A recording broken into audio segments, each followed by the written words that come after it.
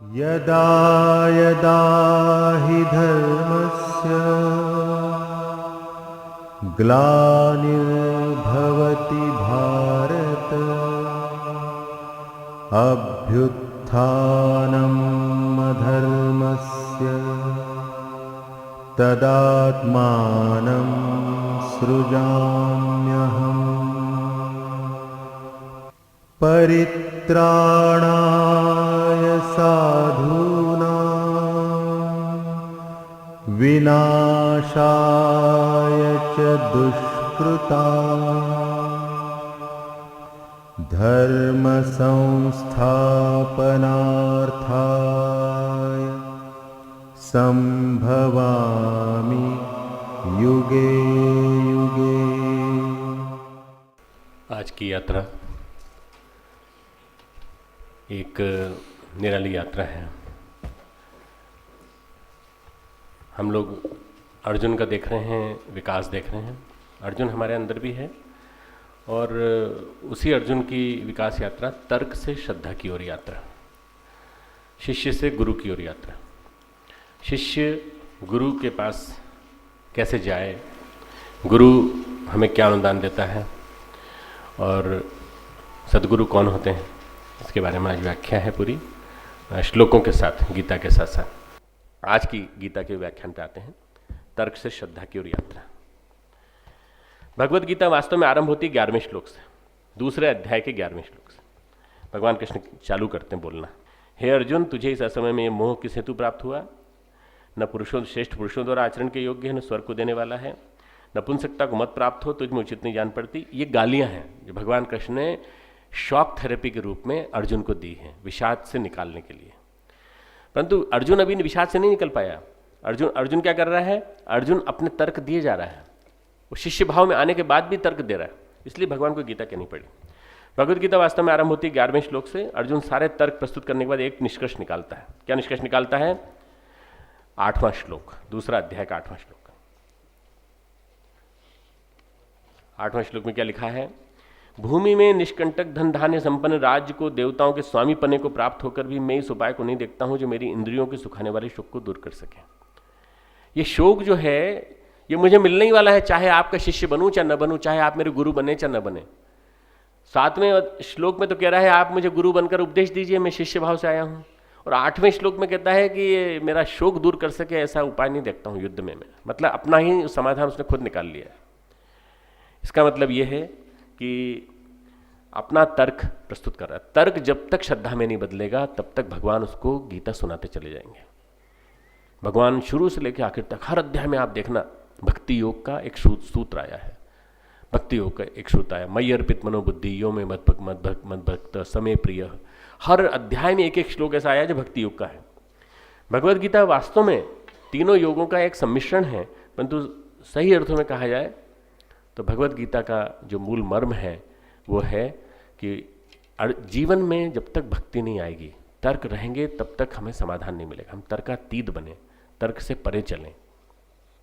जीवन को हम विधाता की गहरी रचना जाने। विधाता की गहरी रचना है जीवन हमारा। इससे अपने अनुसार, अपनी शर्तों के अनुसार न जिए। हम अपने अनुसार जीना चाहते हैं, अपनी शर्तों के अनुसार। मेरी शर्त यह है, मेरा कहना यह है, ऐसा होना चाहिए। अधिकांश लोग इस पूर्वाग्रह के आधार पर चलते हैं या अपने मैं क्या कंट्रोल में आके करते हैं। हम हर एक के समक्ष शर्त लगाते हैं, गुरु के सामने भी लगाते हैं। ये एक प्रकार का लौकिक व्यापार है। शर्तें गुरु के समक्ष लगाई जाएं तो बहुत मुश्किल है। गुरु के सामने शर्तें मत लगाइए। गुरु को कह दिया कि शिष्यस्ते हम शादी माम त्वाम प्रपन्नम, 7वें श्लोक में मैं आपका शिष्य हूं, मुझे शिक्षा दीजिए। और 8वें श्लोक में शर्त लगा दी कि शोक दूर करे ऐसा कोई आनंद नहीं देखता हूं मैं इस युद्ध में, इसलिए मैं युद्ध तो नहीं करूंगा। क्यों? अभी एक और श्लोक बचा है ना आगे, 9वां। इतना कहकर हे राजन, निद्रा को जीतने वाले अर्जुन अंतर्यामी श्री कृष्ण महाराज ऋषिकेश के प्रति कहकर गोविंद भगवान से कहने लगे, युद्ध नहीं करूंगा। न योत्स्य इति गोविंद मुक्त्वा तुष्णिम बभूव। इतना कहकर के मैं युद्ध नहीं करूंगा उन्होंने अपना सारा का सारा जो है वो सामान पूरा तर्कश वर्कश सब पूरा पूरा एक तरफ रख दिया। तर्कश में से एक तर्क का तीर निकाल के मार दिया भगवान कृष्ण के ऊपर और तर्कश नीचे रख दिया और कहा हम युद्ध नहीं करेंगे, अब आपको जो करना है करो। एक तरफ तो कहते हो कि समर्पण करेंगे, एक तरफ दूसरी तरफ कहते हो तर्क करेंगे, तो ये दोनों चीज़ें एक साथ नहीं चल सकती। कहा गया है कि गुरु के बारे में कहा गया है, पानी पियो छान कर और गुरु करो जानकर। एक कहावत है कि पानी पियो छान कर, छान कर पानी पीना चाहिए, इसमें गंदगी हो सकती है। और गुरु करो जानकर, आदमी में गंदगी हो सकती है। हर किसी को गुरु मत बना लो। हर किसी को गुरु बना लेते हो, फिर आके कहते हो सर हमारे गुरु जी में तो हमने आज ये कमी देखी, हमारे गुरु जी में ये कमी देखी, दूसरे गुरु को बना लेते हैं, इनको छोड़ के दूसरा गुरु बना लेते हैं। ऐसे 50-60 गुरु बना लेते हैं और सही अर्थों में गुरु को नहीं जानते, गुरु के तत्व को नहीं जानते। जानना है तो पहले परख लो गुरु को, और एक बार परख चुके तो फिर तर्क मत करो। एक बार परख लिया कि ये गुरु सही है, सदगुरु है, फिर तर्क मत करो। अगर आप तर्क करते हो तो फिर आप महामूर्ख हो। अगर परखने के बाद कि गुरु हैं, सदगुरु हैं, फिर तर्क करते हो तो फिर आप महामूर्ख हैं। तर्क उपनिषद के अनुसार एक उक्ति है, तर्क एवं प्रतिष्ठा नाम। तर्क एवं प्रतिष्ठा नाम, तर्क की कोई प्रतिष्ठा नहीं है, तर्क का कोई स्थान नहीं है, तर्क को कोई सम्मान नहीं देता। तर्क केवल वकालत में शोभा देता है बस, और कहीं नहीं। वहाँ कोर्ट में शोभा देता है, यहाँ शोभा नहीं देता। आध्यात्मिक जगत में तर्क की कोई प्रतिष्ठा नहीं। नैशामति तर्केण कापन्या, ये भी उपनिषद के वाणी है। नैशाम अति तर्केण कापन्या, तर्क से ऐसी मति प्राप्त नहीं होती। नैशा मति, तर्क से ऐसी मति प्राप्त नहीं होती जो परम ज्ञान की प्राप्ति कराए। तर्क से ऐसी बुद्धि नहीं मिलती जो परम ज्ञान की प्राप्ति कराए। तो परम ज्ञान की प्राप्ति में बाधक क्या है? तर्क। जो तर्क से परे चलेगा उसको परम ज्ञान मिल जाएगा। समर्पण कुंजी है परम ज्ञान की प्राप्ति। गुरु से यदि हम एकात्मता भाव पैदा करना चाहते हैं तो सबसे पहले तर्क से परे चलें। ज्ञान की हमारे पास 4 विधियां हैं, 4 विधियां ज्ञान प्राप्त करने की। एक इंद्रिय बोध, इंद्रियों से जानकारी, जो सुन रहे हो आप, लिख रहे हो। दूसरा विश्लेषण, एनालिटिकल स्टडीज, एक इंद्रिय बोध, कंसेप्चुअल जो सेंसरी जो परसेप्शन है वो परसेप्टिव, दूसरा है एनालिटिकल विश्लेषण, तीसरा है इंट्यूशनल, जो इंट्यूशन के माध्यम से अपनी अंतर चेतना के माध्यम से आप उसको प्राप्त करते हैं। और चौथा है एकात्मता, एकात्म होकर ज्ञान प्राप्त करना। एकात्म होकर ज्ञान प्राप्त, एकात्म हो जाइए। 2 लौकिक हैं, विश्लेषणात्मक और इंद्रिय बोध लौकिक हैं, तो इंट्यूशनल और एकात्मता भाव वाली जो है वो आध्यात्मिक है। ये 4 चीज़ें किसी भी ज्ञान को पाने के लिए जरूरी है। प्रथम 2 शिक्षा के अंतर्गत आती हैं, अंतिम 2 विद्या के अंतर्गत आती हैं। शिक्षा और विद्या दोनों मिलेंगी तब गुरु मिलेगा। पहली हो गई इंद्रिय बोध, दूसरी हो गई विश्लेषण, तीसरी हो गई इंट्यूशनल, चौथी हो गई एकात्मता भाव, एकात्म होकर ज्ञान प्राप्त करना। यदि आध्यात्मिकता की प्राप्ति के लिए हम लौकिक लाभ, लौकिकता की ओर चलें तो गलत है। इसलिए भगवान कहते हैं श्रद्धावान लभते ज्ञानम। भगवान कहते हैं श्रद्धावान लभते ज्ञानम। 4थे अध्याय का श्रद्धावान लभते ज्ञानम तत्पर सतेन्द्रिय। श्रद्धावान मनुष्य को ही ज्ञान प्राप्त होता है, और ज्ञान को प्राप्त होकर वह बिना विलंब के तत्काल ही भगवत प्राप्ति रूपी परम शांति को प्राप्त हो जाता है। ज्ञानम तो परम शांति, ज्ञान प्राप्ति के बाद परम शांति मिलती है। तो ये जो श्रद्धा के द्वारा अर्जित ज्ञान है, ये सबसे बड़ी कुंजी है। अर्जुन तर्कों के आधार पर जिंदगी की राह खोज रहा है, ज्ञान पाना चाह रहा है। अर्जुन श्री कृष्ण का मार्गदर्शन भी चाहता है और शास्त्र परंपरा के आधार पर तर्क भी कर रहा है। परंपराओं के माध्यम से, तर्कों के माध्यम से, शास्त्रों के माध्यम से, शास्त्र ज्ञान के माध्यम से अर्जुन ने बहुत ज्ञान अर्जित किया है। आपको मालूम है कि अर्जुन के कितने सारे गुरु थे। अर्जुन धौम्य उनके गुरु थे, मौदगल उनके गुरु थे, दुर्वासा उनके गुरु थे। उनसे बहुत सारी चीज़ें उसने सुनी हैं, तो इसलिए अर्जुन उन सब चीज़ों का हवाला दे रहा है। भगवान कृष्ण परंपरा के हिस्से नहीं है, भगवान कृष्ण परंपरा से परे हैं। वे कहते हैं हम स्वयं वेद हैं, सर्व ज्ञान प्रतिष्ठित, सारा ज्ञान हम में प्रतिष्ठित है। हम स्वयं वेद हैं। स्वयं जो भगवान वेद हों तो वेद वाले भगवान को किस तर्क की जरूरत है, किसी शास्त्र की जरूरत है? वेद से ऊंचा कोई शास्त्र हो सकता है? वेदः अखिलस्य धर्म मूलम, सारे अखिल धर्म का मूल क्या है? वेद है। जब वेद का उदाहरण दे दिया तो फिर वेद के उदाहरण के बाद किसी और उदाहरण की जरूरत नहीं पड़ती।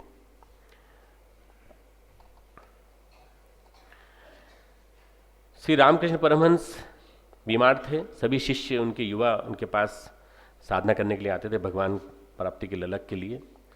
स्वामी विवेकानंद तीव्र वैराग्य की प्राप्ति की इच्छा के साथ उनके यहाँ जुटे हुए थे। घर भी छोड़ दिया, गुरु के कहने पर सब कुछ छोड़ दिया, पर ये लगा कि ये तो नाचते रहते हैं और खड़े हो जाते हैं कभी और रस के भाव में चले जाते हैं। रामकृष्ण परमहंस की बात उनको समझ में तो आ रही थी सब पूरी पूरी की, यही मेरे सब कुछ हैं, यही मेरे सब कुछ हैं। ये मानने के बावजूद भी उनको लगा कि बहुत तीव्र वैराग्य प्राप्त हो रहा है, तो अंदर से इच्छा पैदा हुई कि बोध गया जाना चाहिए। तो 2-3 गुरु भाइयों को साथ लेकर बोध गया गए। बोध गया में दीक्षा लेने की दृष्टि से गए कि वहाँ बौद्ध धर्म में दीक्षा ले लेंगे और उसके बाद फिर वैराग्य की पराकाष्ठा पे चलेंगे। वहाँ उनका पेट खराब हो गया, बुरी तरह से बीमार हो गए। बीमार होने के बाद जब लौटे ठीक होकर और रामकृष्ण के पास आए तो रामकृष्ण बोले, देख इस समय सारे संसार में कुछ है तो यहाँ है और कहीं नहीं। इस समय सारे संसार में कुछ ज्ञान अगर कहीं है तो यहाँ है, तो इसको छोड़ के कहीं मत जा। गुरु उनका होता है जिनके पास ज्ञान नहीं है और ज्ञान देने की कोशिश करता है। रामकृष्ण परमहंस ने पूरी तीव्रता के साथ, पूरी अपनी इंटेंसिटी के साथ अपना ज्ञान दिया और जिम्मेदारी के साथ ज्ञान दिया। गुरु गैर जिम्मेदार नहीं होता। गुरु को जानकारी होती है किसे क्या देना है, कब देना है, किस व्यक्ति को क्या देना है, किस बच्चे का क्या डोज है। माँ जानती है कि बच्चे को कब देना है, क्या खाना देना है, किस समय दूध देना है, किस समय उसको सॉलिड फूड देना है, किस समय उसको अन्न शादू शुरू करना है। माँ जानती है और माँ की तरह से गुरु होता है। गुरु का हृदय माँ की तरह से होता है। उसको मालूम है कि इस बच्चे को ये देना है, इस बच्चे को ये देना है, इसलिए गुरु के ऊपर सारी चीज छोड़ देना चाहिए। अर्जुन के सारे तर्कों के जवाब में भगवान हंसने लगे। 10वां श्लोक 2 अध्याय का। न तमुवाच ऋषिकेश प्रहसन्नीव भारत। दोनों सेनाओं के बीच में शोक करते हुए अर्जुन को हंसते हुए से वचन बोले। छोटे बच्चे की जिद होती ना तो माँ क्या हंस देती है। छोटा बच्चा जिद करता है, हमें वो चाहिए, हमें हवाई जहाज चाहिए, हमें वो चाहिए, माँ हंस देती है। इसी तरह से अर्जुन कुछ और कह रहा है और करना वो चाहता नहीं है, तो भगवान क्या करते हैं, हंस देते हैं। और भगवान क्या कहते हैं, हंस करके क्या करते हैं, प्रसन्न मन से उसके विषाद का समाधान करते हैं। बालक के सामने जैसे माँ की हंसी होती है, ऐसे गुरु की हंसी शिष्य के सामने होती है। जीवन का समाधान हृदय से होता है, प्रसन्न मन से होता है, मस्तिष्क से नहीं होता। मस्तिष्क तर्कों के जाल में उलझ जाएगा, मस्तिष्क दुनिया भर की बौद्धिकता की बातें करेगा। हृदय द्वार है अध्यात्म का, अध्यात्म का द्वार हृदय है।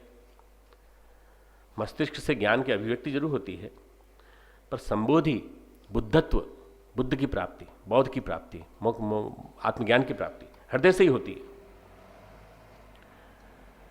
मस्तिष्क से आपको ज्ञान की अभिव्यक्ति हो सकती है मस्तिष्क के माध्यम से, पर संबोधि और बुद्धत्व आपको ध्यान से ही मिलेगा। उपनिषद कहता है ज्ञान वाणी और मन के लिए अगोचर है, यह हृदय से प्राप्त होता है। असली ज्ञान हृदय से प्राप्त होता है।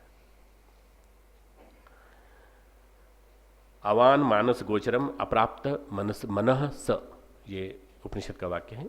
गुरु सोयों में जागा व्यक्ति है, अंधों में आंख वाला व्यक्ति है, जिसने स्वयं को मिटाकर परमात्मा रूप अपने आप को बना लिया है। सारे अंधे, हम सब अंधे हैं, हम सब अंधों में आंख वाला व्यक्ति वही है। परमात्मा दूर है, सदगुरु पास है। एक झरोका है जिससे दूर के आकाश को नजदीक देखा जा सकता है। रामकृष्ण परमहंस ने कहा है दीवार में एक छेद है, उस छेद से सारे आसमान को, सारे आकाश को देख सकते हैं। गुरु एक झरोका है जिससे दूर के आकाश को, परमात्मा को देखा जा सकता है। गुरु एक बूंद है सागर की, जिसको चख लिया, जान लिया, परमात्मा का स्वाद जान लिया। पूरा समुद्र पीने की जरूरत नहीं है। हमको समुद्र का स्वाद जानना है तो एक बूंद चख लो ना। हमको भगवान के बारे में जानना है, अरे गुरु को जान लो ना। बिल्कुल स्पष्ट सी बात है। गुरु एक द्वार है जिससे पार होकर सदगुरु की ओर जाना है।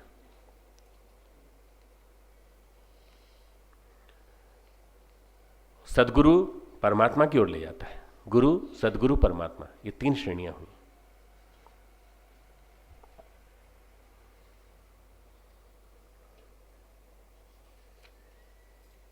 अपने आप को खो देना ही शिष्य के लिए, अपने आप को अपने गुरु में खो देना, समर्पण कर देना, यही शिष्य के लिए अनिवार्य है।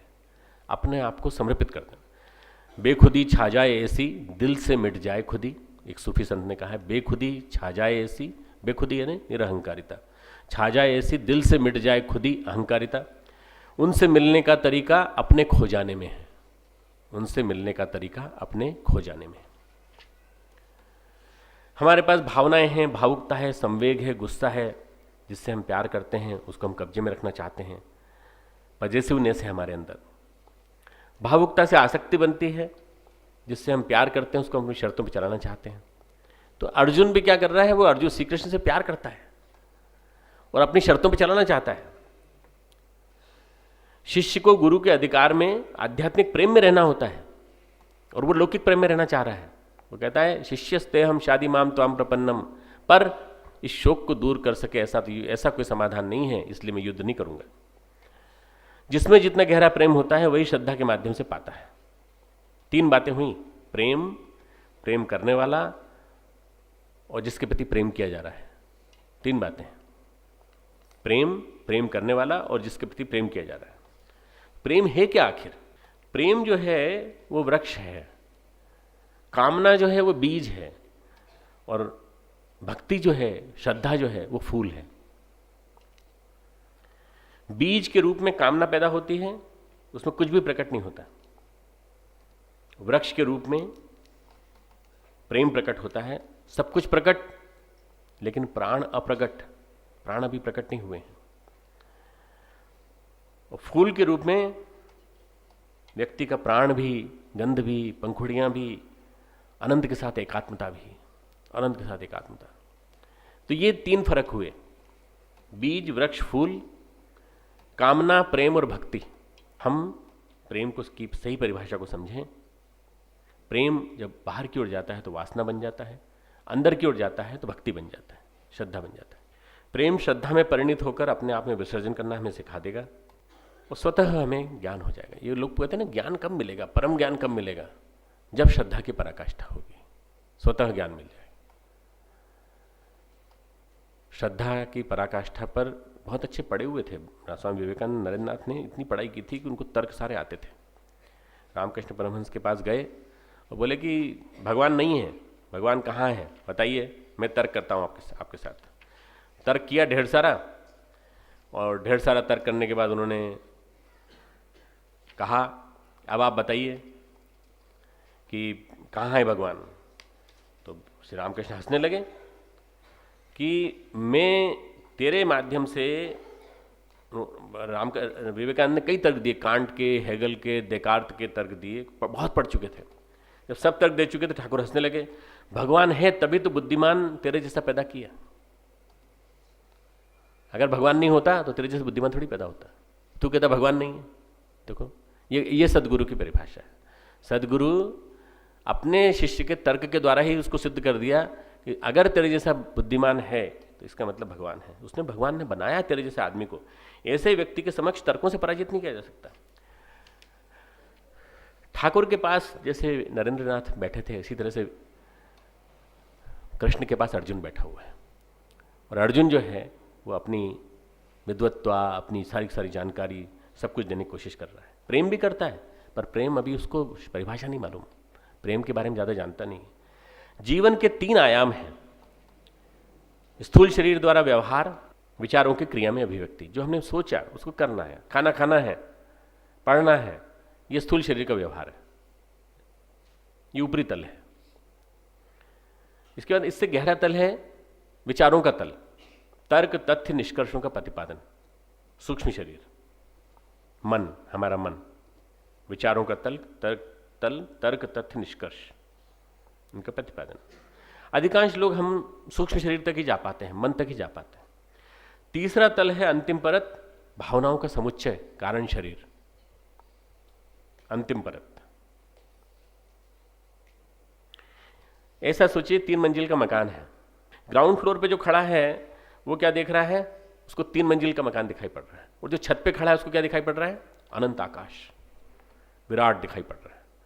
जो नीचे खड़ा है उसे स्थूल दिखाई पड़ता है, जो ऊपर खड़ा है कारण शरीर के स्तर पर उसे परमात्मा दिखाई पड़ता है। ये आयाम में फर्क हो जाता है। नीचे वाले को 3 मंजिल दिखाई पड़ती हैं, कारण शरीर वाले को विराट व्यापक दिखाई पड़ता है। श्रद्धा का अर्थ है व्यक्तित्व के शिखर पर खड़ा होना। श्रद्धा का अर्थ है व्यक्तित्व के शिखर पर खड़ा होना और उस स्तर पर जाके सोचना, उस स्तर पर जाके विचार करना, वहां से सब कुछ दिखाई पड़ता है। प्रेम श्रद्धा के रूप में कब बदलता है? जब कारण शरीर की ऊर्जा का विस्फोट अंतर जगत में होता है। जब कारण शरीर की ऊर्जा का विस्फोट अंतर जगत में होता है तो प्रेम श्रद्धा में बदल जाता है। अब आप लोग जो पढ़ रहे हैं वो शिक्षा है, आप लोग जो पढ़ रहे हैं ना वो शिक्षा है, और मैं जो पढ़ा रहा हूं या आर्ट ऑफ लिविंग में पढ़ा रहे हैं वो क्या है? विद्या। ये दोनों का सम्मिश्रण होने के बाद ही हम भक्ति और प्रेम और श्रद्धा को समझ सकते हैं। जिनके पास बौद्धिक ज्ञान है, प्रशिक्षित बुद्धि है, उनके पास अनुभव नहीं है। तर्कों तथ्यों का एकत्रीकरण मात्र होता है। लाइब्रेरी तर्क तथ्य का एकत्रीकरण, इकट्ठे सारे ग्रंथ हैं इकट्ठे। आप लाइब्रेरी में चले जाइए, सब मिल जाएगा, सब मिल जाएगा। वहाँ तर्क, वहाँ भावना नहीं मिलेगी, वहाँ श्रद्धा नहीं मिलेगी। वो कहाँ मिलेगी? तद विद्धि प्रणिपातेन परिप्रश्नेन सेवया। तू जाकर गुरुजनों के पास जा, दंडवत लगा, उनको प्रणाम कर। मैंने मना किया था पिछली बार ना, परंतु उसके बावजूद मैं बोल रहा हूँ क्योंकि भगवान कृष्ण गीता में कह रहे हैं तद विद्धि प्रणिपातेन परिप्रश्नेन सेवया। तू महापुरुषों के पास जा, गुरुजनों के पास जा, उनको प्रणाम कर, उनकी संगति प्राप्त कर और उनसे प्राप्त करने की कोशिश कर। तो मैंने जो परिप्रश्न सेवा कहा, उन्हीं लोगों के लिए कहा जो गुरुजनों के लायक हैं, उन लोगों के पास जाके। शिक्षा बौद्धिक ज्ञान है, बौद्धिक ज्ञान जो दे रहे हैं उनके पास उनको हम गुरु माने, वो हमारे शिक्षक हैं, वो हमारे प्रशिक्षक हैं, प्रशिक्षित बुद्धि में सिखा रहे हैं। परंतु अर्जुन को भ्रांति है, शास्त्र ज्ञान है, महर्षियों से उसने कई कहानियाँ सुनी हैं, उसकी बुद्धि में ज्ञान इकट्ठा हो गया है, तर्क इकट्ठे हो गए हैं। और कृष्ण क्या कहते हैं? मैं कृष्ण तुझे कह रहा हूँ, मैं वासुदेव कृष्ण तुझे कह रहा हूँ। ये परंपरा से मुक्त होकर उनका परमात्मा का मैं बोल रहा है, उनका मैं नहीं बोल रहा है, अहंकार नहीं बोल रहा है। यादवों के राजा कृष्ण नहीं बोल रहे हैं। ये कौन बोल रहे हैं? ये बोल रहे हैं भगवान कृष्ण, भगवान श्री कृष्ण, वासुदेव श्री कृष्ण, योगेश्वर श्री कृष्ण। मद्रास में एक नव वेदांत के प्रवक्ता के रूप में स्वामी विवेकानंद का परिचय कराया गया कि आपने नव्य वेदांत का वो दिया है, उल्लेख किया है। हम उनसे कहेंगे कि वो उसका प्रतिपादन करें। तो उन्होंने जो भी कहा वो आचार्य शंकर के प्रतिपादन से अलग था। तो एक वक्ता खड़ा, एक श्रोता खड़ा हुआ, उसने कहा आप जो कह रहे हैं वो आचार्य शंकर ने नहीं कहा है। तो स्वामी विवेकानंद गुस्से में बोले आचार्य शंकर ने जो कहा है वो अपनी जगह सही होगा, मैं विवेकानंद ये कह रहा हूँ, मैं विवेकानंद जो कह रहा हूँ वो सही कह रहा हूँ, नव्य वेदांत का जन्म होने जा रहा है। ये वाणी होती है जब भगवान कृष्ण बोलते हैं और स्वामी विवेकानंद जैसे महापुरुष बोलते हैं। ये अहंता नहीं है, ये श्रद्धा से जन्मा ज्ञान है। श्रद्धा से जन्मा ज्ञान है जो अंदर से निकल रहा है, वो मैं से ऊपर की शुद्ध अहम की स्थिति में निकल रहा है। ये परमात्मा वाला मैं है, विशुद्ध अहम। गुरु को समर्पण यानी विराट पुरुष को समर्पण। गुरु को समर्पण अर्थात विराट पुरुष को समर्पण। गीता का ज्ञान मिलेगा श्रद्धा भाव की पराकाष्ठा पर जाकर, अनुभव वाले सिद्ध पुरुष के साथ बैठकर सीखने पर।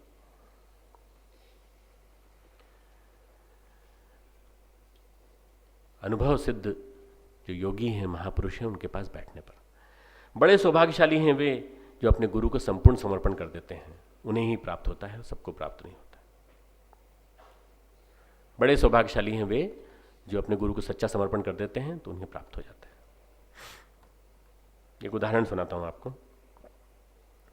बचपन से श्री माँ को अलौकिक अनुभव होते थे, फ्रांस में रहती थी, अलौकिक अनुभव होते थे, ध्यान भी करती थी, किताबें भी पढ़ती थी, बहुत किताबें पढ़ी थी। एक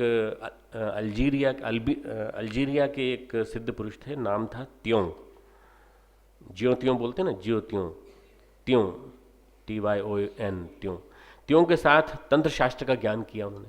सूक्ष्म शरीर में भ्रमण करती थी, सूक्ष्म शरीर का ज्ञान हो गया था उनको, इतनी उनकी सिद्धि थी। एक सच्ची आध्यात्मिक जिज्ञासु भी थी। पर जब श्री अरविंद के पास आई तो श्री अरविंद ने कहा तुम अपने आप को एक शिशु की तरह मेरे सामने समर्पित कर दो, एक शिशु, निष्कंटक शिशु की तरह अपने आप को समर्पित। उन्होंने समर्पण कर दिया, उनके सामने ज्ञान प्रकट नहीं किया। और श्री अरविंद जानते थे कि इतना ज्ञान इनको हो गया है, पर इस ज्ञान के आगे समर्पण अगर आ जाएगा तो ये ज्ञान फिर परम ज्ञान में बदल जाएगा। उनको लगा कि ये श्री अरविंद मेरे सच्चे सदगुरु हैं, इनसे हृदय का रिश्ता हो सकता है, और हृदय का रिश्ता स्थापित हो गया। एक पल में अनवील हो गया, एक पल में, एक ही क्षण लगा बस ये जानने में कि सच्चे सदगुरु कौन है, बस यही है, ये मेरे को जान गए, समर्पण हो गया। अर्जुन श्री कृष्ण को शिष्यस्ते हम शादी माम तो हम प्रपन्नम के गुरु तो कह रहा है पर सदगुरु नहीं मान रहा है। गुरु में और सदगुरु में अंतर होता है। गुरु तो मान रहा है, वो सखा से गुरु पे आ गया, वो सखा मित्र, हे अर्जुन, हे श्री कृष्ण, हे मित्र, फुफेरे भाई ममेरे भाई हैं, जीजा साला हैं, सब कुछ संबंध है उनके आपस में। तो वहां से उठ करके, ऊंचा उठ करके उसने गुरु तो मान लिया, पर गुरु से सदगुरु के रूप में नहीं पहचान रहा है, संबंधी मात्र में है। शंकाएं भरी पड़ी हैं। एक तरफ कहता है शिष्यस्ते हम शादी माम तो हम प्रपन्नम, दूसरी तरफ कहता है मैं युद्ध नहीं करूंगा, हमारी शर्त पर समझौता कर लो तो फिर आगे बात करें, नहीं तो नहीं करेंगे। ये जो गुरु के सामने कह देता है उसको फिर उसके ज्ञान का अवरोध, वहीं कि वहीं एक दरवाजा खड़ा हो जाता है, फिर नहीं मिलता। गुरु शिष्य के संबंध लौकिक और सामाजिक नहीं होते, आध्यात्मिक संबंध होते हैं, पवित्र, अति पवित्र, परम पावन, वेरी पायस रिलेशनशिप। देह होते हुए भी देहातीत संबंध होते हैं। दोनों देह रूप में मौजूद हैं सामने आमने, मतलब देह होते हुए भी देहातीत, शरीर रहते हुए भी अशरीरी। गुरुदेव कई बार कहते थे मेरा स्थूल शरीर यहाँ पड़ा रहता है, मैंने अधिकांश काम इस सूक्ष्म शरीर से किया है जो यहाँ से उड़ के चला जाता है और अपना काम करता है। और कई जगह मैंने कारण शरीर से काम किया है अपने लोगों के जीवन में परिवर्तन लाकर। अतकचरा शिष्य अर्जुन परिपूर्ण शिष्य बनना चाहता है, श्री माँ की तरह से, श्री परम वंदनीय माता जी की तरह से। परम वंदनीय माता जी ने अपने आप को गुरुदेव के समक्ष समर्पित कर दिया पूरी तरह से। जैसा आप कहेंगे वैसा चलूंगी, जो आप कहेंगे वैसा ही मेरा लक्ष्य होगा, ध्येय होगा।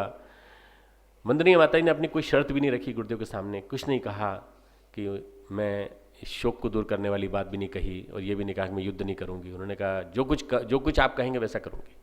एक सच्ची शिष्या के रूप में वंदनीय माता जी ने समर्पित किया। सच्ची शिष्या के रूप में श्री माँ ने अपने आप को समर्पित किया, और श्री माँ ने जब अपने आप को समर्पित किया तो श्री अरविंद ने उनको दे दिया, और माता जी ने किया तो परम पूज्य गुरुदेव ने उनको दे दिया। एक श्री अरविंद आश्रम में एक सज्जन थे, पारसी थे, एमए इंग्लिश थे। उस जमाने के एमए इंग्लिश की बहुत कीमत होती थी। केडी सेठना, आज उनकी उम्र 93 ईयर्स है, जिंदा हैं अभी। उनका नाम बाद में श्री अरविंद ने दिया था अमल किरण नाम दिया। उनका नाम कई प्रकाशनों में आता है। मेरा उनसे परिचय भी था, पत्राचार भी मेरा निरंतर उनसे होता रहा है। वो सूक्ष्म शरीर से भ्रमण करने की सिद्धि उनको प्राप्त थी, सूक्ष्म शरीर से वही भ्रमण किया करते थे। अब बार बार सोचते थे आगे की बात कोई बताए, आगे की बात कोई बताए। एक बार जूता खरीदने गए, तो जूते को जिस कागज में लपेटा, उस रेपर में श्री अरविंद आश्रम का विज्ञापन था कि श्री अरविंद आश्रम में ट्रांसलेटर्स की जरूरत है, और अगर कोई आए तो यहाँ उसको ज्ञान भी मिलेगा, सब कुछ मिलेगा। तो उस विज्ञापन को पढ़ के वहाँ पहुँचे। श्री अरविंद आश्रम कवि भी थे, साहित्य समीक्षक बन गए, सृजता बन गए, साहित्य लिखने लगे, कविताएं लिखने लगे, साहित्य लिखने लगे। आज भी उनका साहित्य रचा जाता है। श्री अरविंद सावित्री लिखते थे, पर उसका मीटर चेक करने के लिए केडी सेठना को देते थे, तुम चेक कर लो।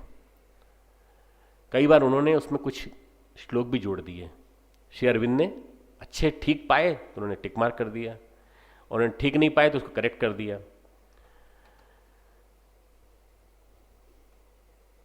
एक व्याख्या चल रही थी श्री माँ के सामने सावित्री की, तो सावित्री की व्याख्या के समय उन्होंने बोला कि माता जी ये वाला छंद मैंने जोड़ा है। मतलब अपनी बात बताने लगे कि ये श्री अरविंद का नहीं है, ये मेरा है। श्री अरविंद के लेखन के समय मैं उनकी मदद करता था, जो जितने लोग बैठे थे उनको बताने के लिए और अपना अहम बताने के लिए, ये मैंने जोड़ा है, ये मैंने लिखा है। तो श्री माँ ने बिल्कुल निरासक्त भाव से कहा, do you think that Sri Aurobindo needed it? तुम ऐसा सोचते हो कि श्री अरविंद को इसकी जरूरत थी?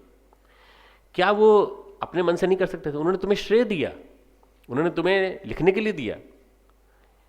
शुरू में जब हमने लिखना चालू किया तो गुरुदेव कृपा से हिंदी में लिखना चालू कर दिया। पहले अंग्रेजी में लिख के देते थे, फिर अंग्रेजी के बाद गुरुदेव ने कहा नहीं तुम हिंदी में लिखने लगो, कोशिश तो करो। लिखना चालू किया तो कई बार गुरुदेव के रेफरेंसेस में, आर्टिकल में रेफरेंस आया था तो हम बड़े खुश हो जाते थे कि हमने जो लिखा था वो गुरुदेव ने अपने आर्टिकल में उद्धृत कर दिया। तो हम जो है अपने साथी सहयोगी बैठे थे, बोले थे हमने जो लिखा था ना वही गुरुदेव ने इसमें लिखा है। गुरुदेव ने सुन लिया, तो गुरुदेव ने ये वाला उदाहरण हमें सुनाया है जो अभी मैंने बताया आपको, कि क्या तुमको ऐसा लगता है कि मुझे इसकी ज़रूरत थी? उन्होंने फिर मुझे एक बात कही, कल तुम ये पढ़ के आना, कल इस विषय पे पढ़ के आना। सुबह 4 बजे उठ के, 3 बजे उठ के हमने पढ़ाई की पूरी और पढ़ के आना और कुछ लिख के लाना। हमने पढ़ाई की, हमने लिखा। अब हम में और गुरुदेव में 2 फ्लोर का अंतर, सबसे नीचे वाले कमरे में जहाँ आज अकाउंट्स डिपार्टमेंट है और जहाँ से ऊपर जाते हैं वहाँ उस कमरे में हम लोग रहते थे, और गुरुदेव सबसे ऊंची वाली मंजिल में। सुबह हम पहुँचे तो गुरुदेव ने हमको लेख दिया। तो हमने कहा साहब हम गुरुदेव हमने आपने जो कहा था पढ़ के आ गए। तो गुरुदेव ने कहा कि बेटा वो लेख पहले पढ़ लो। तो लेख पढ़ा तो उसमें सारे रेफरेंसेस जो हमने पढ़े थे वो उसमें लिखे हुए थे, पूरे के पूरे। मैंने गुरुदेव पूछा, गुरुदेव ये कैसे हो गया जादू? हम पढ़ रहे थे और आप लिख रहे थे ऊपर। गुरुदेव ने कहा मैं तुम्हारे मन को पढ़ रहा था, तुम उधर लिख रहे थे और मैं तुम्हारे मन को पढ़ रहा था, और तुम्हारे मन को पढ़ के मैंने ऊपर लिख दिया। ये कई बातें ऐसी हैं जो बड़ी विलक्षण हैं, धीरे धीरे समय आने के बाद ये निकलेंगी सारी। शिष्य का अधकचरापन होता है जब वो ऐसी बातें बोलता है कि मैंने किया है, ये मैंने किया है, ये मैंने किया है। शिष्य का अधकचरापन होता है। शिष्य को लगता है मैं भी गुरु के बराबर जानता हूँ। गुरु क्या जानते हैं? गुरु ज़्यादा हम जानते हैं। कुछ होने का बोध होता है शिष्य के मन में। शिष्य को कुछ से न कुछ होना पड़ता है, तब जाकर गुरु की कृपा मिलती है। शिष्य को कुछ से न कुछ होना पड़ता है, तब उसको फिर गुरु की कृपा मिलती है। चलो हमारे टीचर पीएचडी हैं, हम एमए हैं, शिक्षण में काम चल सकता है, पर गुरु के साथ नहीं चलेगा। गुरु हो सकता है 5वीं पास हो और तुम पीएचडी हो, पर तुम जरा भी नहीं जानते हो। शिष्य को कुछ से न कुछ होना पड़ेगा। शिक्षा का बंधन नहीं आएगा बीच में, विद्या का और पात्रता का बंधन आता है। अब अर्जुन जो कहता है कि मैं आपकी शरण में आ गया हूं, पर मैं युद्ध नहीं करूंगा, ऐसे दुराग्रह पर आप ज्ञान कैसे प्राप्त करेंगे? आप खुद बताइए। जब दुराग्रह पे आप खुद अड़े हुए हैं कि मैं युद्ध नहीं करूंगा। गुरुओं के ढंग अनूठे होते हैं हमेशा। गुरु को किसी बौद्धिक दायरे में बांधना मुश्किल है। हर गुरु मौलिक होता है, हर गुरु की निराली विधि होती है। श्री कृष्ण की बड़ी निराली विधि है। गीता श्री कृष्ण की अपने शिष्य को सुनाई गई इतनी निराली विधि से सुनाई गई गीता है। कई बार लगता है कि युद्ध कैसे चल रहा था। कई बार लोग लगता है कि ये कैसे चल रहा था युद्ध, कि जिसमें दोनों लोग खड़े हुए थे और शंख भी बज गया, सब कुछ बज गया। ऐसा कहा जाता है कि कुछ ही सेकंड्स में भाव संवेदना से कारण शरीर के अंदर ज्ञान ट्रांसफर हो गया। जैसे फ्लॉपी में होता ना, एक कंप्यूटर दूसरे कंप्यूटर में ट्रांसफर करते हैं ना, तो कंप्यूटर वाले बच्चे बैठे हुए जानते हैं कुछ ही सेकंड्स में चला जाता है transferring the files, transfer the files. तो भगवान कृष्ण ने अर्जुन से बस कहा, तो उसने कहा शिष्यस्ते हम शादिमाम तो हम प्रपन्नम, तो अशोच्यान्यनु शोचत्सम, उन्होंने एक श्लोक कहा, सारा ट्रांसफर हो गया, पूरी फाइल ट्रांसफर हो गई ज्ञान की। और अर्जुन ने कहा अंतिम जो है इसका शिष्यस्ते हमसे चालू होता है या न योत्स्य से चालू होता है। अंतिम क्या है? करिष्ये वचनम तव। तो यात्रा कहाँ से है? न योत्स्य से करिष्ये वचनम तव की यात्रा है, गीता की यात्रा है। युद्ध नहीं करूंगा से कहता है वो, आप जो कहेंगे वही करूंगा, करिष्ये वचनम तव। ये समर्पण। जो बुद्धिमान होता है वो मोह के, पलायन के, आसक्ति के पक्ष में तर्क देता है, और यहाँ उसकी बुद्धि भी उल्टी है। और गुरुदेव ने कहा है कि बुद्धिवाद जो है इसी ने सारा संसार को बिगाड़ा है। समझदारों की नासमझी इसी वजह से पैदा हुई है। गुरुदेव कहते हैं उल्टे को उलट के सीधा करना पड़ेगा, भगवान कृष्ण कहते हैं इसको भी उल्टे को उलट के सीधा करना पड़ेगा, अर्जुन को भी ठीक करना पड़ेगा। अर्जुन के माध्यम से सारी विश्व मानव जाति को मार्गदर्शन देना चाहते हैं। सारे बातों का जवाब, सारे अर्जुन के तर्कों का जवाब एक ही है। अशोच्या 11वां श्लोक देखें। अशोच्या नन्व शोचत्स्वम प्रज्ञावादांश भाषसे गतासूंश नानु शोचंती पंडिता। श्री भगवान बोले, हे अर्जुन, तू न शोक करने योग्य मनुष्यों के लिए शोक करता है और पंडितों के से वाक्य बोलता है। जिनके प्राण चले गए हैं उनके लिए, और जिनके प्राण नहीं गए हैं उनके लिए पंडित जन शोक नहीं करते।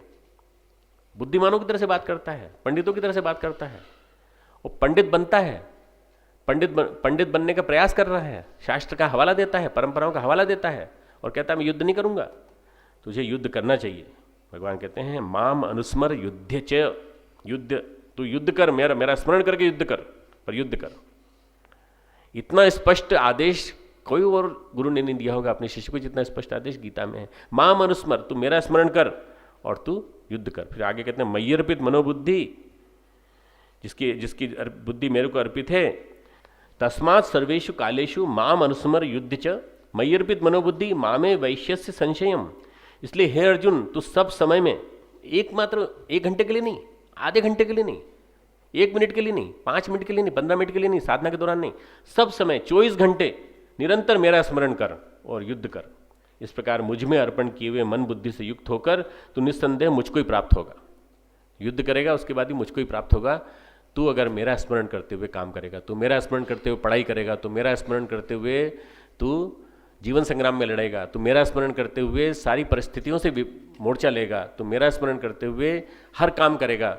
भगवान का स्मरण करते हुए जो काम किए जाते हैं वो फिर सारे के सारे जवाब भगवान कृष्ण देते हैं कि इन सब चीज़ों के मूल में एक ही चीज़ है कि तुम बुद्धिमान तो हो पर प्रज्ञावान नहीं हो, इसलिए प्रज्ञावान बनो। प्रज्ञा तो निर्मल बुद्धि का नाम है, शुद्ध बुद्धि का नाम है। और अर्जुन की बुद्धि कैसी है? अर्जुन के पास मोह कलिल बुद्धि है। मोह कलिल, दूसरे अध्याय का 52वां श्लोक 52। यदा ते मोह कलिलम बुद्धि व्यतितरश्यति तदा गंतासि निर्वेदम श्रोतव्य श्रुतस्य च। दूसरे अध्याय का 52वां श्लोक। 52वां श्लोक, जिस काल में तेरी बुद्धि मोह रूपी दलदल को भली भांति पार कर जाएगी, उस समय तो सुने हुए और सुनने में आने वाले इस लोक और परलोक संबंधी सभी भोगों से वैराग्य को प्राप्त हो जाएगा। कितना स्पष्ट है। मोह से जुड़ी हुई बुद्धि, मोह रूपी दलदल में फंसी हुई बुद्धि जिस समय पार हो जाएगी उस समय तो प्रज्ञावान हो जाएगा। बुद्धिमान नहीं चाहिए हमें, श्रद्धावान लभते ज्ञानम। श्रद्धा से जुड़ा हुआ ज्ञान जिसके पास हो ऐसा प्रज्ञावान चाहिए, निर्मल बुद्धि वाला मनुष्य चाहिए। अभी अर्जुन की बुद्धि मोह रूपी कीचड़ में उलझी हुई है। गुरु शिष्य की रग रग से वाकिफ है। वो कहते हैं बहुनी में व्यतीतानी, अर्जुन मेरे भी बहुत सारे जन्म हुए, तेरे भी बहुत सारे जन्म हुए हैं। परम पूज्य गुरुदेव ने कहा तुम लोग नाली के कंकड़ थे, तुम लोगों को ढूंढ ढूंढ के मैं लाया हूं। गुरुदेव ने अपने मुंह से वाक्य बोला है। वो ये भी जानता है कि जो पिछला है, वर्तमान है और अगला है वो भी जानता है। श्री कृष्ण में गुरु बनने के सब लक्षण हैं, वे अर्जुन के बारे में सब जानते हैं। जैसे बच्चों के तर्क से माँ प्रभावित नहीं होती, वैसे ही गुरु प्रभावित नहीं होता। शिष्य की विद्वत्ता का वो सही नियोजन कर लेता है। शिष्य अगर विद्वान है, पढ़ा लिखा है, तो उसकी विद्वत्ता का सही नियोजन कर लेता है। उसको आता है ये ज्ञान को, बुद्धि को ज्ञान में बदलना। जो भी नॉलेज गेन किया है, इस नॉलेज को प्रूडेंस में बदलना, विजडम में बदलना, उसको आता है। गुरु को आता है, हमें नहीं आता, सदगुरु को आता है। कृष्ण का सारा प्रयास यही है कि अर्जुन अध्यात्म की दृष्टि से सत्पात्र बने। गुरु सत्पात्र बनाता है, गलाई ढलाई करता है, पुराने को मिटाना, नए को बनाना। पुराने अर्जुन को मिटना चाहिए और नए अर्जुन को पैदा होना चाहिए। गीता के बाद भगवान कृष्ण का लक्ष्य है। धुलाई रंगाई, गुरुदेव ने कहा धुलाई रंगाई, पहले धुलाई करिए फिर रंगाई करिए, तो तब रंग चढ़ेगा। भगवान भी अर्जुन को यही सत्य का बोध करा रहे हैं। सदगुरु शिष्य को श्रद्धावान बनाते हैं। शिष्य गुरु के पास जाता था, जब उपनिषद काल में आता है, समित पाणी ही श्रोत्रियम ब्रह्मनिष्ठम, समिधा लेकर के जाता था। समिधा हाथ में लेकर के जाता था। समिधा हाथ में ली और गुरु के चरणों में जाकर के अर्पित कर दी। समित पाणी ही श्रोत्रियम ब्रह्मनिष्ठम, श्रोत्रिय ब्रह्मनिष्ठ गुरु के पास जाकर समिधा लेकर के अपने आप को समर्पित करो। ऐसे गुरु बहुत गिने चुने होते हैं। और फिर बाद में कहते हैं भगवान तद्विद्धि प्रणिपाते न परिप्रश्न सेव्य, तो उन सबके पास जा, उनसे ज्ञान प्राप्त कर, अपने आग्रह मत रख। शर्त रखेगा तो कठिनाई होगी। भगवान तर्कवान से श्रद्धावान बनाते हैं। और न योत्स से करिष्ये वचनम तव की यात्रा कराते हैं। जब अर्जुन समर्पित हो जाता है तो सदगुरु की चेतना शिष्य में आ जाती है। जब शिष्य समर्पित हो जाता है, सदगुरु की चेतना शिष्य में आ जाती है। यथार्थ में डोर जीवन की सारथी की तरह गुरु के पास चली जाती है। जीवन की डोर, अर्जुन के रथ की डोर भगवान कृष्ण के हाथ में थी। जीवन की डोर भगवान के पास चली जाती है, सदगुरु के पास चली जाती है। ये जो गीता में संवाद चला है, इसको वेद व्यास ने शब्द का रूप दिया है, काव्य का रूप दिया है। उस गीता में जो संवाद चला है वो आत्मचेतना के स्तर पर चला है। बौद्धिक संवाद नहीं है, भाव चेतना के संवाद है ये पूरा का पूरा।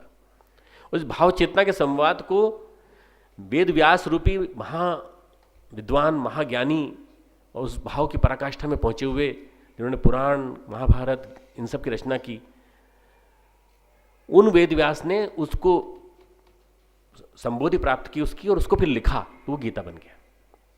भगवान कृष्ण का ज्ञान जो है वो लिखा हुआ ज्ञान नहीं है, भगवान कृष्ण का ज्ञान संबोधि स्तर का ज्ञान है, बौद्ध स्तर का ज्ञान है। कुछ क्षणों में गीता हो गई थी। सिस्टर निवेदिता का एक उदाहरण सुना के अपनी बात आज की समाप्त करूंगा। मार्गरेट नोबल उनका नाम था, आप सब जानते हैं। भारत में नारी जागरण करेगी इस भाव से, उसका समर्पण भाव देख करके भगवान स्वामी विवेकानंद उसको लेके आए थे कि एक चिंतक स्तर की महिला है, एक अच्छी जागरूक महिला है, ये काम करेगी।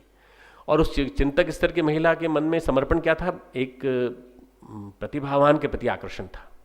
प्रतिभावान, सुंदर, एक ऐसा योद्धा, आकर्षक व्यक्तित्व के धनी। आम आदमी का जो एक आकर्षण जो होता है, ऐसे ही आकर्षण था उनका। तो एक दिन निवेदिता ने पूछा, हम बहुत लोगों से मिलते हैं, आपको बुरा तो नहीं लगता? कई पुरुषों से मिलते हैं, कई मनुष्य नारियों से मिलते हैं। तो विवेकानंद से पूछ रही, विवेकानंद इस तरह के महापुरुष से पूछ रही, आपको बुरा तो नहीं लगता? तो विवेकानंद हंस दिए, हंस के मुस्कुरा दिए। उन्होंने कहा नहीं, ठीक है। मानसिक द्वंद्व इस महिला के अंदर हैं ढेर सारे, हमें लेकर ही मानसिक द्वंद्व बहुत सारे हैं। हम हिंदुस्तान के हित का काम कराना चाहते हैं और ये हमारी बारे में पूछ रही है कि हमको जेलसी तो नहीं होती कहीं, ये कैसी फालतू की बात कर रही है। उन्होंने कहा कि खरपतवार भरी पड़ी है, अभी थोड़ी निकालनी पड़ेगी। पोटेंशियल तो है, बीज तो है, छोटा सा पौधा भी दिखाई पड़ रहा है, पर आसपास खरपतवार भरी पड़ी है, इस खरपतवार को साफ करना पड़ेगा, निकालना पड़ेगा। ले गए, हिमालय ले गए, श्रीनगर गए, अमरनाथ में बिठा करके नोबल से कहा, नोबल आज तुम्हें हम नया जन्म देंगे। उसके सिर पर हाथ रखा और शक्तिपात किया। नोबल आज तुम्हें हम नया जन्म देंगे। एक शुद्ध शिष्य का जन्म हुआ। उस निवेदिता ने उसके बाद लिखा, निवेदिता ऑफ रामकृष्ण एंड विवेकानंद। निवेदिता जो नैवेद्य के रूप में चढ़ गई, उसके पहले नोबल थी, उसके बाद निवेदिता ऑफ रामकृष्ण एंड विवेकानंद। गुरु पात्र बनाता है, भरता है, पात्र बना करके उसके अंदर भरता है। गुरु पहले तो पात्र बनाता है,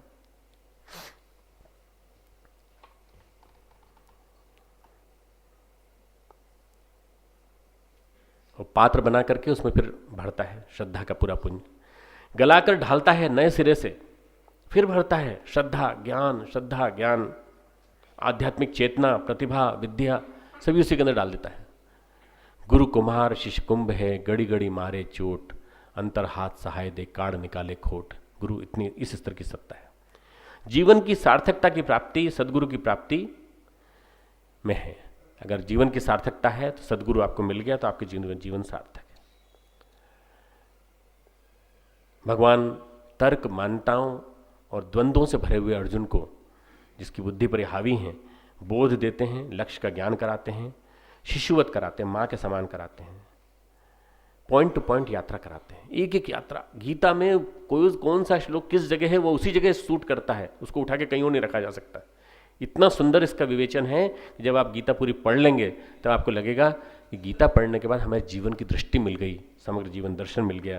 गीता की यात्रा आग्रह से समर्पण की ओर यात्रा है, दुराग्रह से समर्पण की ओर यात्रा है। गीता की यात्रा तर्क से श्रद्धा की ओर यात्रा है, आग्रह से समर्पण की ओर, तर्क से श्रद्धा की ओर, न योत्स्य से करिष्ये वचनम तव की ओर। 18वां अध्याय 73वां श्लोक, नष्टो मोह हे अच्युत, जिसको प्राप्ति के बाद कहीं आप च्युत न होने पाए। च्युत मतलब हट जाना, खिसक जाना। जिसकी प्राप्ति के बाद फिर आप उस स्थान से खिसकने न पाए, हटने न पाए, वो अच्युत कहलाता है। हे अच्युत, आपकी कृपा से मेरा मोह नष्ट हो गया। नष्टो मोह स्मृति लब्ध्वा, मैंने स्मृति प्राप्त कर ली। I regained my memory, I lost all moh which I had earlier. जितना मोह था वो सब समाप्त हो गया, मैंने अपनी स्मृति प्राप्त कर ली। तत्प्रसादान मया अच्युत, आपकी कृपा से अब मैं संशय रहित होकर स्थित हूँ। स्थितोस्मि गत संदेह, अब मैं बिना किसी संशय के स्थित हूँ, अतः आपकी आज्ञा का पालन करूंगा। करिष्ये वचनम तव, करिष्ये वचनम तव। सारा का सारा सार यहीं पर है, पूरा के पूरा गीता का 73वें श्लोक तक की यात्रा न योत्स्य से चालू होती है और करिष्ये वचनम तव पे समाप्त होती है। आज की बात यहीं करेंगे समाप्त।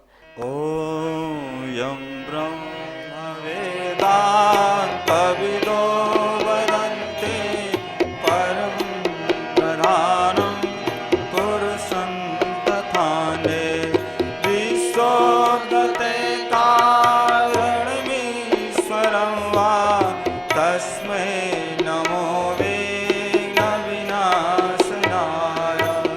ॐ यं ब्रह्मा वरुणेन्द्ररुद्रमरुता स्नुवन्ति दिव्यैस्तवै वेदैः साङ्गपरक्रमोपनिषदैर्गायन्ति यं सामगा। ध्यानावस्थितरगतेन मनसा पश्यन्ति यं योगिनो यस्यान्तं न विदुः सुरासुरगणा। देवाय तस्मै नमः, देवाय तस्मै नमः। जय जय भगवद गीते, जय जय भगवद गीते। हरि कमल विहारिणी, हरि कमल विहारिणी, सुंदर सुपुनीते। जय जय भगवद गीते। कर्म सुमर्म प्रकाशिनी, कामा शक्ति हरा, स्वामी कामा शक्ति हरा। तत्व ज्ञान विकासिनी, तत्व ज्ञान विकासिनी, विद्या ब्रह्म परा। जय जय भगवद गीते। निश्चल भक्ति विधायिनी, निर्मल मलहारी, हरि निर्मल मलहारी। शरण रहस्य प्रदायिनी, शरण रहस्य प्रदायिनी, सब विध सुखकारी।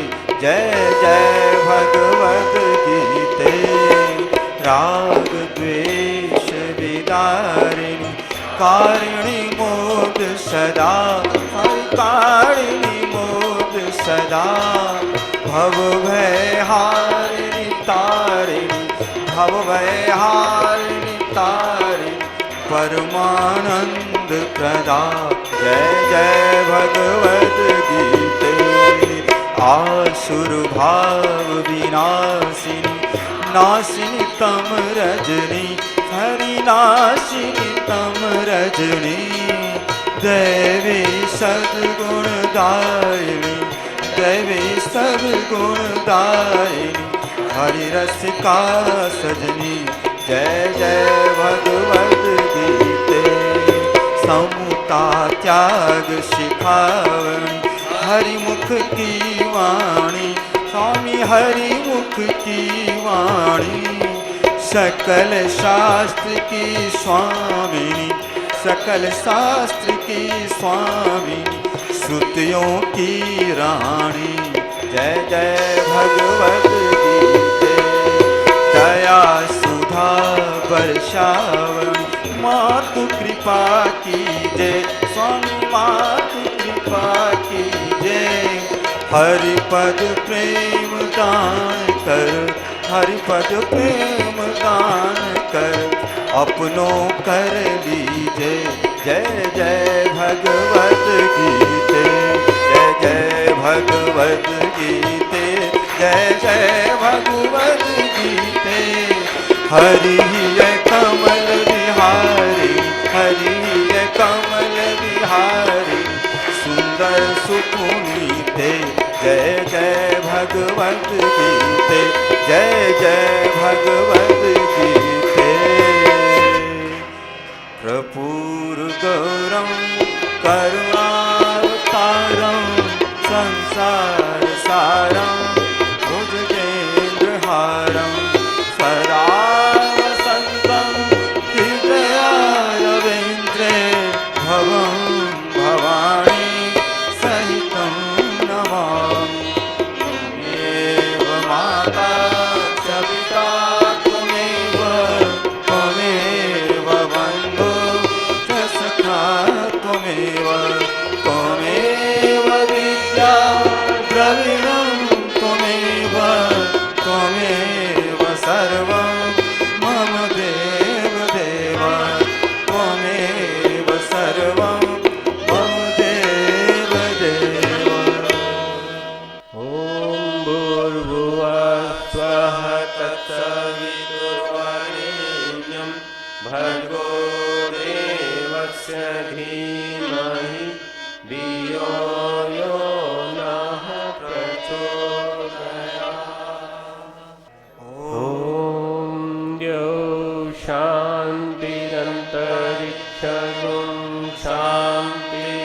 पृथ्वी शान्तिरापः शान्तिरोषधयः